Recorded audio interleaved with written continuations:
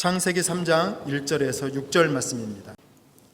그런데 뱀은 여호와 하나님이 지으신 들짐승 중에 가장 간교하니라.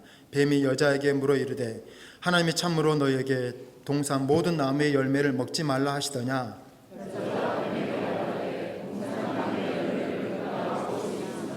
동산 중앙에 있는 나무의 열매는 하나님의 말씀에 너희는 먹지도 말고 만지지도 말라 너희가 죽을까 하노라 하셨느니라. 너희가 그것을 먹는 날에는 너희 눈이 밝아져 하나님과 같이 되어 선악을 알 줄 하나님이 아심이니라. 여자가 그 나무를 본즉 먹음직도 하고 보암직도 하고 지혜롭게 할 만큼 탐스럽기도 한 나무인지라. 여자가 그 열매를 따먹고 자기와 함께 있는 남편에게도 주매 그도 먹은지라. 아멘. 이는 살아계신 하나님의 말씀입니다. 요즘 출시되는 카메라에는 피사체를 자동으로 맞추는 기능이 내장되어 있습니다. 이것을 오토포커스라고 하는데요. 이 기능 덕분에 셔터만 누르면 멋진 사진이 찍힙니다. 여러분의 스마트폰도 터치만 하면 나머지 계산은 카메라가 자동적으로 다 합니다. 근데 간혹 초점이 안 맞춰진 사진이 있어요. 그걸 초점이 나갔다라고 말하거든요. 그런 사진을 보면 흐릿해서 형체가 정확하지가 않습니다. 그래서 간혹 그냥 흐릿한 것으로 짐작해서 그 사진에 찍힌 내용을 판단하다 보면 전혀 엉뚱한 생각을 할 수가 있습니다. 이처럼 성경을 볼 때 초점이 맞지 않는 렌즈를 가지고 들여다봄으로써 성경의 전혀 엉뚱한 것을 성경의 핵심적인 진리라고 잘못 생각하는 사람들이 있어요. 그들을 이단이라고 부릅니다. 보통 이단에 대한 설교를 하면 좀 우리와는 무관한 이야기다라고 많은 분들이 그렇게 생각을 합니다. 하지만 이단은 생각보다 우리들을 가까이에 와 있어요.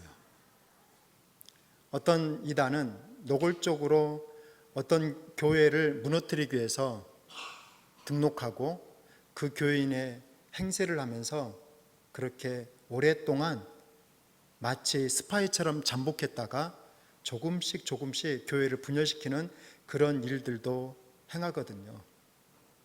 죄송스럽습니다만 저는 그래서 여러분들을 간혹 다르게 봅니다. 괜찮은가? 문제 있는 분은 아닌가? 정말 건강한가? 혹시 다른 의도가 있는 것은 아닌가? 교회를 지켜야 될 책임 있는 저로서는 간간히 여러분들을 그렇게 한번 다른 각도에서 살펴보기도 해요. 왜냐하면 시대가 악한 시대에 살다 보니까요. 그리고 많은 사람들이 이단에 빠져서 그래서 신앙을 등지는 일들을 가까이에서 목격하기 때문이에요. 제 신학교 동기 가운데도 2명이 이단이 됐습니다. 목사가 이단이 되더라고요. 적어도 오늘 설교는 99%에게는 어쩌면 상관없는 설교일 수 있을 거예요. 그렇지만 혹시 단 한 영혼이 이 설교를 통해서 다시 하나님 앞에 진실하게 회복되고 이단으로부터 모든 유혹을 뿌리치고 자신의 신앙을 건강하게 세우는 기회가 될 수 있다면 천하보다도 더 귀한 한 사람의 영혼을 위해서 나머지 99%의 성도님들은 조금은 참아주시고요. 이 설교를 통해서 들어야 될 성도가 듣고 회복되는 그런 일들에 또 우리 성도님들이 함께 동역하는 마음으로 오늘 설교를 함께 들어주시기를 바랍니다. 이단에 대한 설교지만 이단의 교리를 설명하는 시간은 절대 아닙니다. 설교에 그런 일을 할 이유가 없거든요.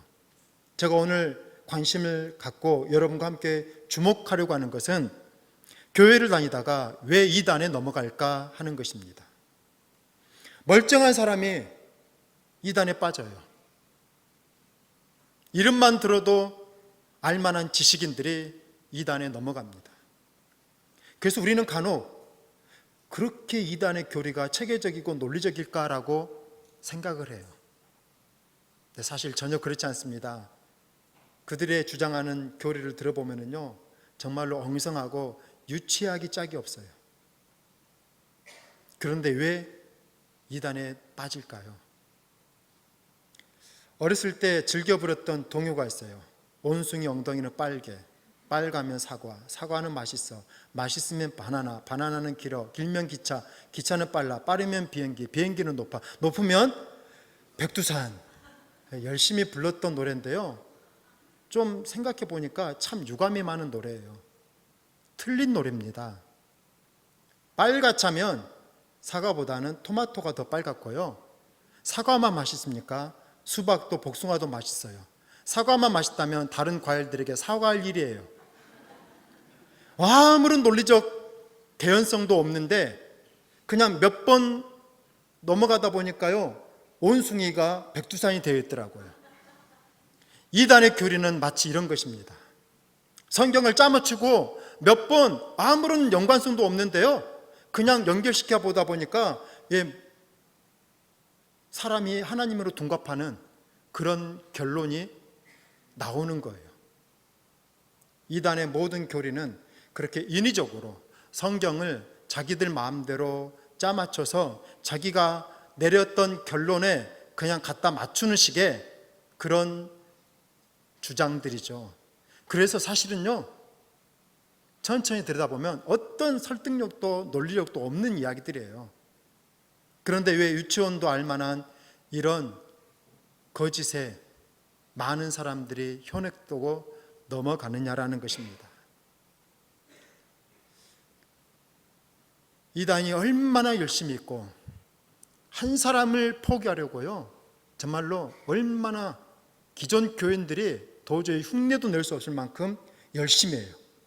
그러면 단지 그들이 그렇게 열심히여서 그들의 교리가 혹해서 사람들이 넘어가는 것입니까? 저는 오늘 이단에 대한 이야기를 하려는 게 아니에요.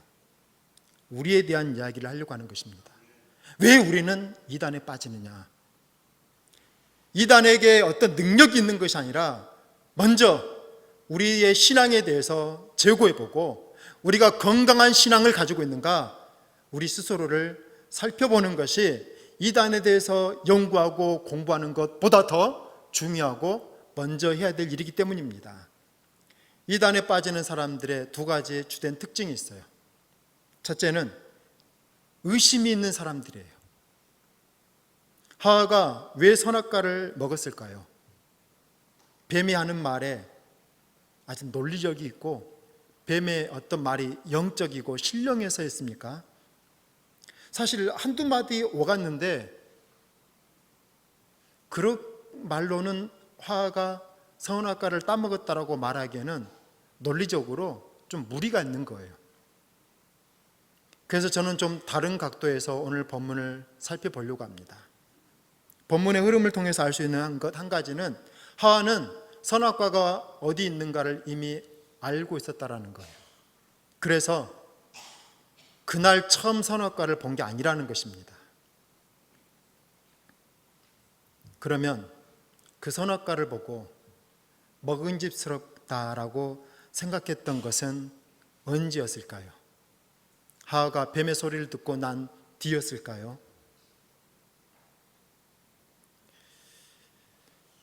이미 하와는 뱀을 만나기 전에 선악과에 대해서 관심이 있었습니다. 그 증거가 3절이에요. 하나님의 말씀에 너희는 먹지도 말고 만지도 말라, 너희가 죽을까 하노라. 이 말의 뜻이 뭡니까? 하와는 평소에도 선악과를 볼 때마다 정말 저걸 먹으면 죽을까?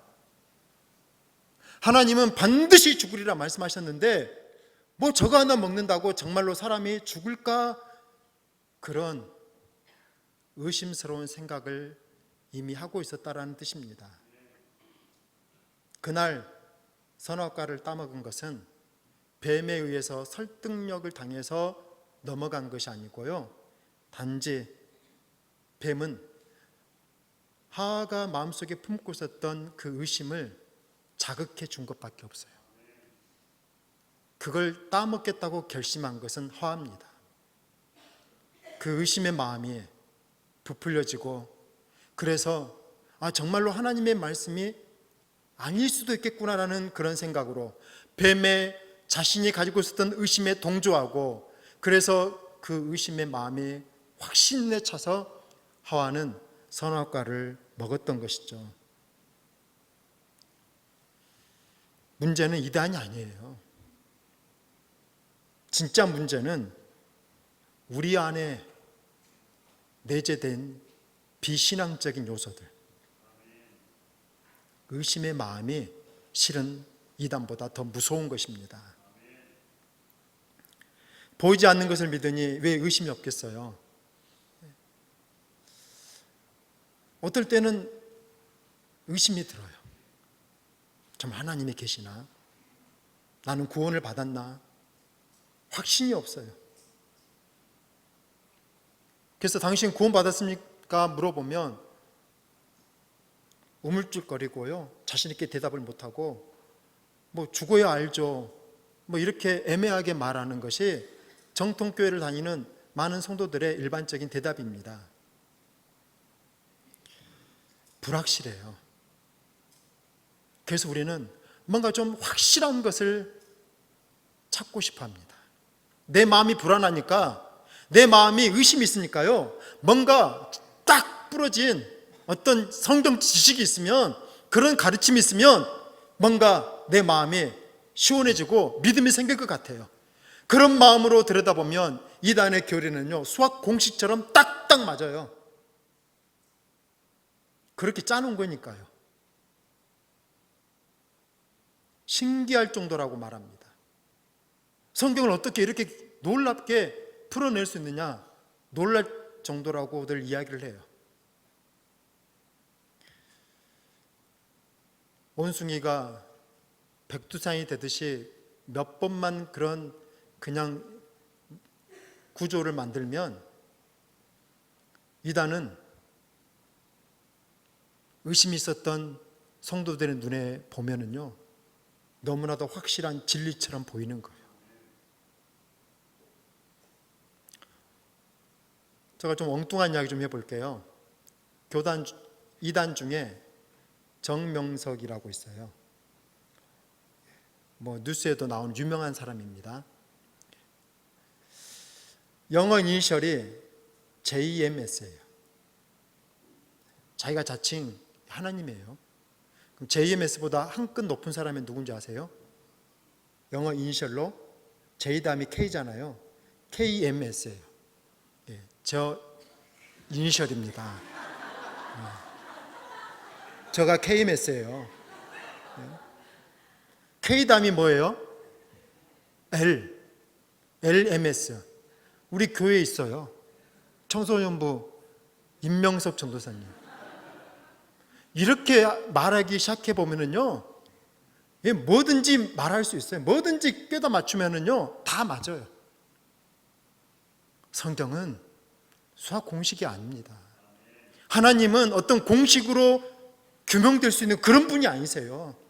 영원하신 하나님은 우리의 짧은 생각으로 뭔가 A는 B, B는 C, A는 C 이런 식으로 하나님을 규정할 수 있는 그런 분이 아니라는 것입니다.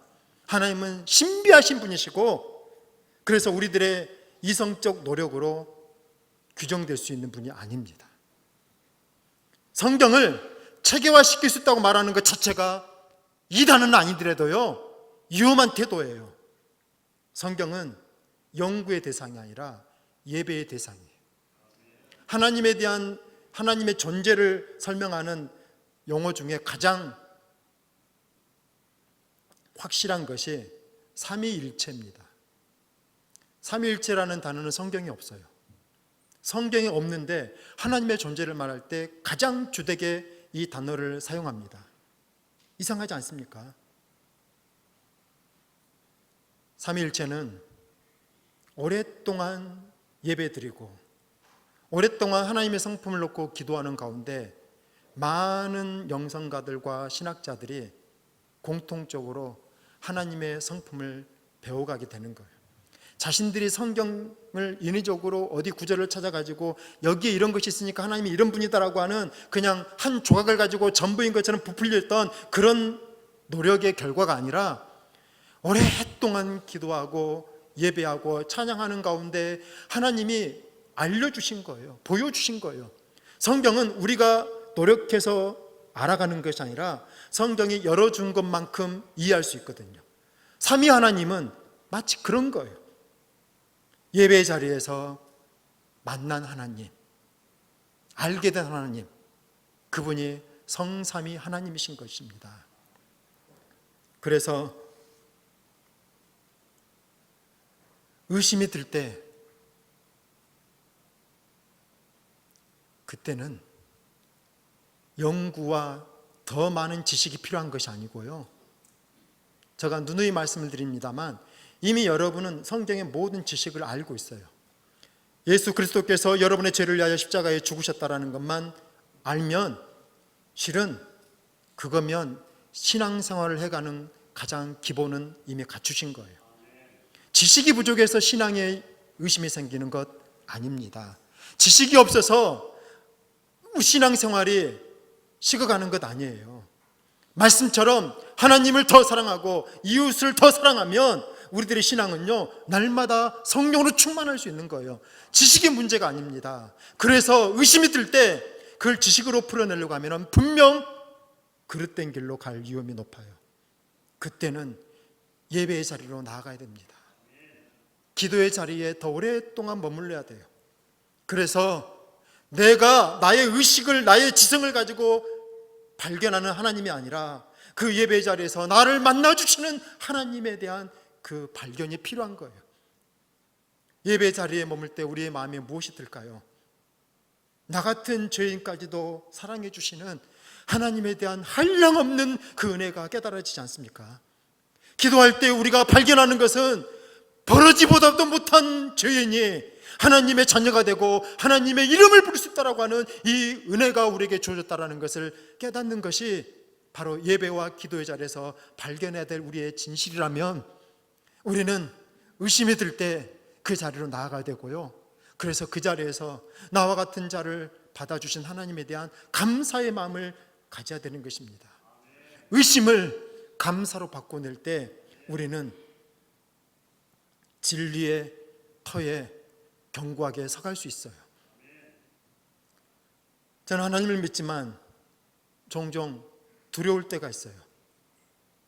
어느 날 갑자기 죽음에 대한 두려움이 찾아오기도 하고요, 사역을 하다가 어느 순간은 실패할까 하는 그런 두려움에 마음에 사로잡힐 때가 있어요. 그럴 때마다, 그런 두려운 마음이 들 때마다 다시 저는 기도의 자리로 나아갑니다. 그리고 그 기도의 자리에서 나에게 다가와 주시는 하나님을 통해서 지금까지도 여기까지 인도하신 하나님의 은혜가 또 앞으로도 함께 하실 것에 대한 그런 믿음이 생기고요, 그래서 그 두려움을 이겨내고 다시 일어나서 저에게 맡겨진 일을 감당해 가요. 의심이 들 때 그 의심을 방치하지 마십시오. 그 의심을 통해서 여러분에게 접근하는 거짓된 자들이 있습니다. 그 의심을 품고 있는 한 여러분은 믿음의 성장을 경험하지 못할 거예요. 의심이 들 때 도리어 예배의 더 깊은 은혜의 자리로 나아가서 우리에게 찾아와 주시고 우리의 마음을 가득 채우시는 성령님을 통해서 그 모든 의심이 확신이 되고 믿음이 되는 그런 은혜를 경험하기를 바랍니다. 이단에 빠지는 사람의 두 번째 특징은 기존 교회에 대해서 불만이 많다라는 거예요. 이단이라는 말은 멸망케 하는 거짓된 가르침에서 파생된 단어로 분열을 일으키고 조장하는 사람이라는 뜻입니다. 갈라디아서에 보면 그 유명한 성령의 9가지 열매가 나오기 전에 먼저 육체의 열매에 대한 목록들이 쭉 나열돼요. 그때 분열함과 이단이 똑같이 같이 나옵니다. 이단은 분열시키는 존재예요. 이단이 들어오면요, 교인과 교인이 등을 돌리고 심지어는 부모와 자식이 더 이상 가족인 것을 포기하고 집을 떠나는 그런 일들도 일어납니다. 오늘 본문에서 뱀이 하는 일이 뭡니까? 하나님과 사람 사이를 분열시키고 있는 거예요. 의심케 하는 것이죠. 정말로 저걸 먹으면 죽는다고 했느냐? 말 한마디로 의심의 불씨를 피우는 거예요. 그리고 그 의심은 자라서 마침내 하나님과 사람이 금이 가게 되고 분열을 조장해서 결국 죄를 짓게 만드는 것이죠. 솔로몬 성전을 다 지은 뒤에 온 벽에다가 금을 덮입니다. 그것은 영원하신 하나님, 변함없는 하나님의 성품을 나타내기 위한 상징적인 의미예요. 오늘날 교회에 금은 없습니다. 그래서 영적으로 보면 교회는 영원한 변함없는 하나님의 금으로 쌓여 있는 거예요. 그래서 교회에서 해서는 안 될 일, 금이 가는 거예요. 하나님과 여러분 사이에 금이 가면 안 됩니다. 성도와 성도의 친밀한 관계 속에 금이 가면 안 돼요. 그 작은 틈을 통하여 거짓은 스며들어와요. 작은 벽에 우리의 눈으로는 실금이 안 보이는데도요, 비가 오면 물이 새요. 왜냐하면 그 벽에 눈에 보이지 않을 만큼 작은 틈이 생긴 것인데 그 틈으로 물이 스며드는 거예요. 우리가 영적으로 작은 틈이 생기면 세상의 죄는, 거짓의 영은 그 틈을 통해서 스며들어와요. 그리고 우리 안에서 불만의 또아리를 들고 조금씩 더 균열을 일으키고, 그래서 정통교회로부터 떨어지게 만들고 하나님의 신앙으로부터 분리되게끔 그렇게 분열을 조장하는 악한 자들이 지금도 우는 사자와 같이 호시탐탐 연약한 자를 노리고 있는 것이 지금 우리가 믿는 영의 세계의 현실입니다.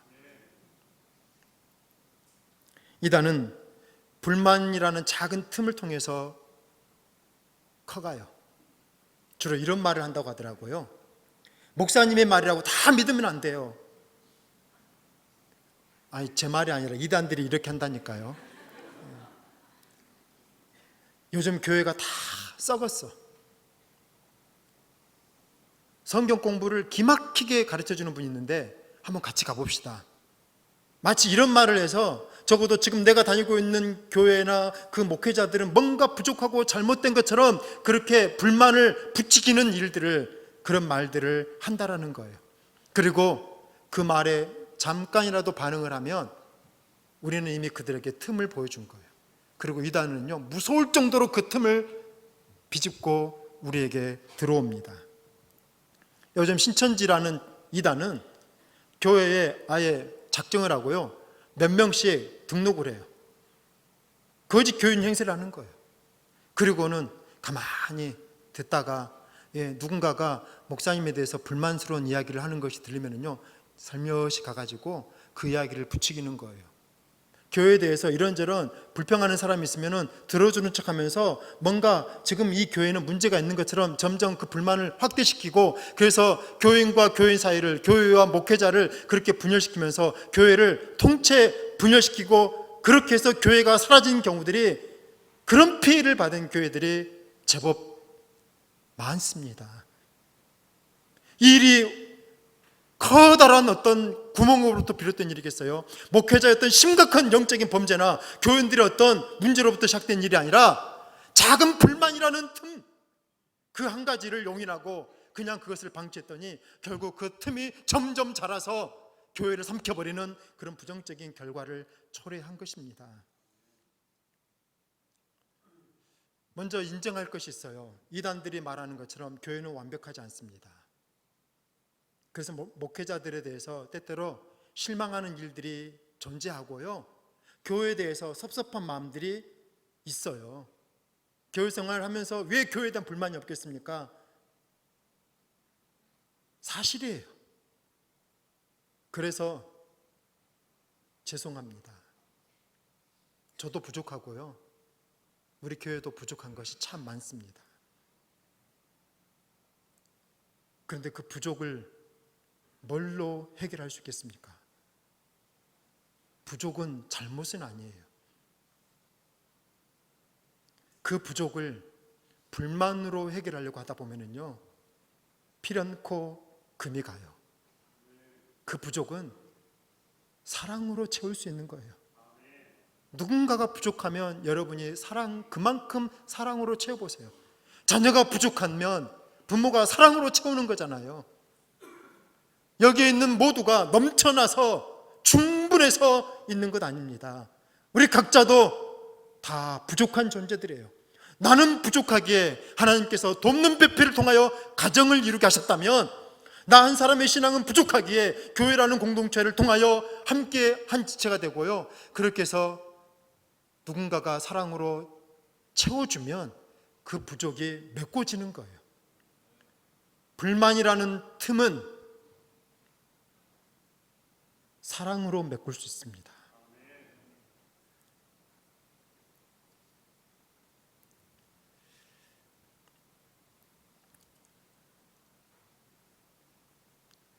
작은 의심과 불만이 곧장 심각한 문제를 일으키는 것, 그건 아니에요.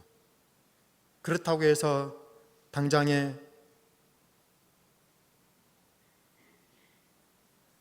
이단에 빠져 들어가는 것도 아니고요.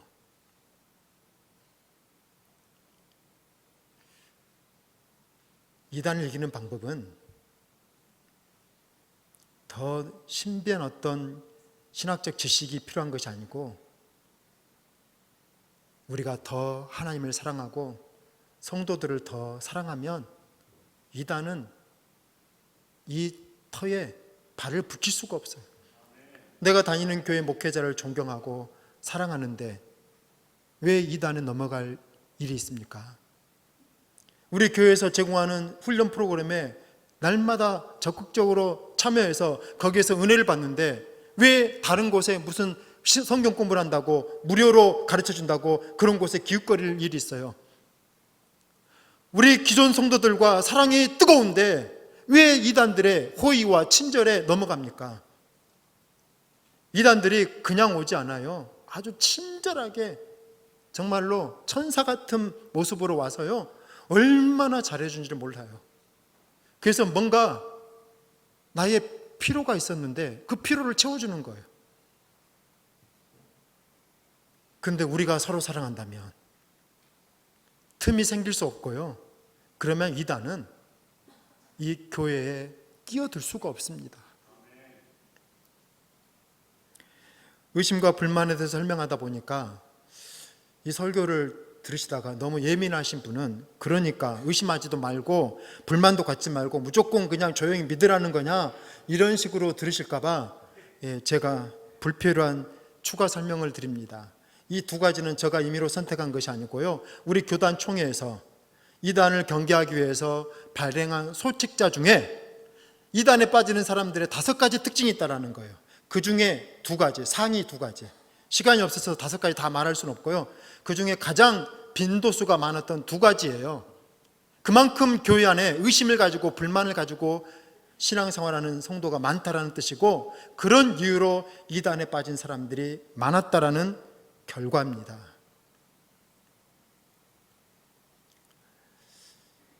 의심과 불만은 죄는 아닙니다. 그런데 그걸 이용하는 사람들이 있어요. 요즘 이단은 굉장히 지능적입니다. 보이스피싱만 지능화되는 게 아니고요, 이단들의 전략도 어마어마하게 발전하고 있어요. 옛날엔 길거리 가다가 도를 아십니까? 뭐 이런 사람을 만났는데 요즘은 그렇지 않아요. 딱 타겟을 정해요.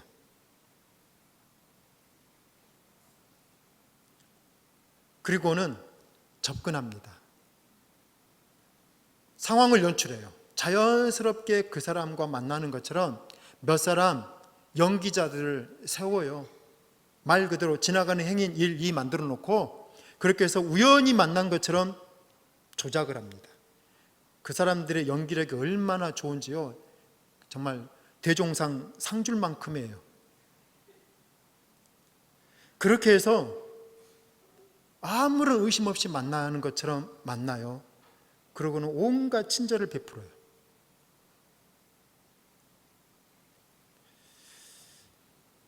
의심과 불만은 이단이 우리에게 접근할 수 있도록 우리가 만든 틈이에요. 그들은 우리에게 틈을 낼 수 없습니다. 그들의 교리는 힘이 없어요. 우리가 스스로 낸 거고요. 그것을 방치할 때 스며 들어와서 어느 날 우리 안에서 분열을 일으키는 그런 일을 하는 것입니다. 그렇게 성도님 여러분, 의심이 들고 불만이 생길 때 그건 여러분을 하나님께 더 가까이 부르시는 영적인 신호라고 깨달으십시오. 그럴 때 그걸 사람과 만나서 해결하려고 어떤 그럴듯한 설명을 통해서 풀어보려고 노력하는 것보다 하나님의 자리로, 예배의 자리로 나아가서 더 진실하게 예배를 드려보십시오. 우리의 믿음의 고민은 하나님이 풀어주셔야지만 풀리는 거예요. 어떤 누구도 탁월한 신학자도 깊은 영성가도 능력 있는 주의종도 할 수 없습니다. 그것이 의심과 불만이 나를 부르시는 하나님의 애탄 심정의 부르짖음이라고 믿고 그것을 사람들과의 관계 속에서 그렇게 해서 의심이 더 증폭돼 버리고 불만이 끝내는 자기를 파멸시키는 그런 죄가 되지 않도록 스스로 의심과 불만의 틈이 생길 때마다 그것을 하나님께 나가서 영적인 방법으로, 믿음의 건강한 방법으로 풀어갈 수 있기를 바랍니다. 오늘 본문에서 주목해야 될 또 한 가지는 뱀의 소리는 에덴 동산 밖에서 들린 것이 아니라는 거예요. 뱀의 소리는 에덴 동산 안에 있었습니다. 이 이야기는 정말로 우리가 경계해야 될 뱀의 소리는 교회 밖에 있는 이단들의 소리가 아니라 교회에 존재하는 비신앙적인 소리들, 사실 우리가 경계하고 조심해야 될 것은 그것이라는 뜻 아니겠습니까? 실제로 초대교회부터 교회 안에는 분열을 주장하는 자들이 존재했습니다. 그래서 베드로 사도는 이렇게 경고합니다. 이와 같이 너희 중에도 거짓 선생들이 있으리라. 그들은 멸망하게 할 이단을 가만히 끌어들여 자기들을 사신 주를 부인하고 임박한 멸망을 스스로 취하는 자들이니라. 교회 안에도 그럴듯한 소문들이 있습니다. 소문에는 크게 두 가지가 있어요. 요한복음 4장에 보면 예수님과 관련된 두 가지의 소문이 나옵니다. 첫째 소문은 예수님이 세례를 많이 베푸셨다는 소문이 온 지방에 퍼졌어요. 근데 사실은 예수님이 하신 것이 아니라 예수님의 제자들이 하셨던 거예요. 그럴듯한 소문이죠. 그렇지만 사실은 아니었다라는 거예요. 또 한 가지 소문은 우물가에서 예수님을 만났던 여인이 동네에 가서 내가 만난 그가 그리스도라고 소문을 내요. 나중에 예수님이 그 마을에 들어갔을 때 그 소문을 들었던 사람들이 그 여인에게 와서 말합니다. 당신의 말이 사실이었다라고. 그럴듯한 진실 같은 이야기지만 논리적이고 설득력 있는 것처럼 보이는 이야기지만 그 중에는 분명 거짓 소식이 있고요. 어떤 소식은 내가 듣고 싶지 않아도 들어야 될 진실이 있어요. 이단은 듣고 싶은 말을 하고요. 진리는 듣고 싶지 않는 말을 합니다. 그래서 우리는 본질적으로 뱀의 소리에 약한 존재들이에요. 하와가 이 뱀의 소리에 속아 넘어갑니까? 우리는 뱀의 소리에 약하다라는 거예요. 그럴듯한 이야기들, 그것이 뱀의 소리예요. 하나님과 나 사이에 금이 가게 하는 것, 교회 공동체를 혼란시키게 만들고 성도들과 성도들 사이를 이간질시키고 갈등을 조장시키고 누군가를 의도적으로 험담함으로써 그 사람을 따돌리는 일들, 이 모든 것들이 뱀의 소리입니다.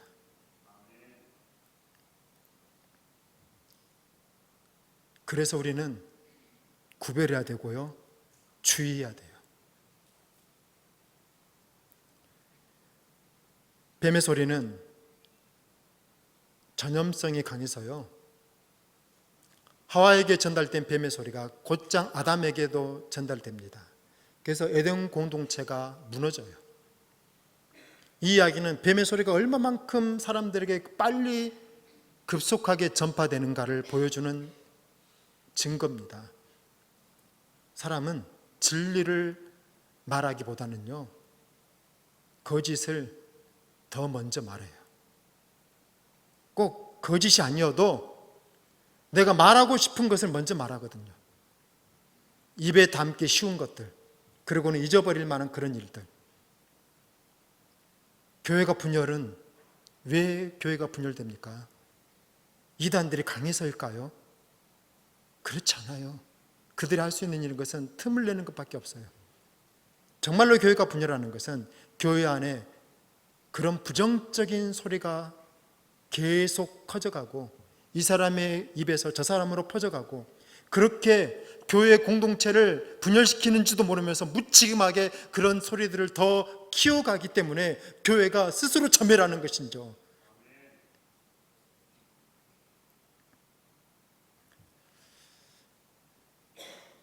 의심과 불만이 누군가에 대한 그런